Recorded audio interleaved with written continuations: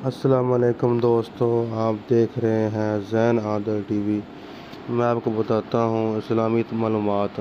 تو پہلی ویڈیو شروع کرتے ہیں ہم۔ پہلا سوال ہے ہمارا، تفسیر فی ظلال القرآن کے مصنف کون ہے؟ اس کا جواب ہے سید قطب شہید رحمۃ اللہ علیہ۔ نیکسٹ سوال ہے ہمارا، مفاتیح الغیب کے مصنف کون ہیں؟ جو قرآن کی تفسیر ہے اس کا جواب ہے امام فخر الدین رازی۔ نیکسٹ سوال ہے ہمارا، معارف القرآن کے مصنف کون ہیں؟ مفتی عمر شفیع رحمۃ اللہ علیہ۔ الفوز الکبیر کے مصنف کون ہیں؟ شاہ ولی اللہ رحمۃ اللہ علیہ ان کے مصنف ہیں۔ تفہیم القرآن کے مصنف کا نام کیا ہے؟ مولانا مودودی رحمۃ اللہ علیہ۔ یہ سب قرآن کی تفسیریں ہیں۔ تفسیر مظہری کی کتنی جلدیں ہیں؟ اس کی 10 جلدیں ہیں جو قرآن کی تفسیر پر مشتمل ہے۔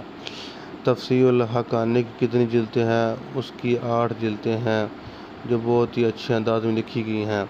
تفسیر الکبیر کتنی جلدیں ہیں؟ اس کی بھی 30 جلدیں ہیں جو قرآن کے مضمون پر مشتمل ہیں۔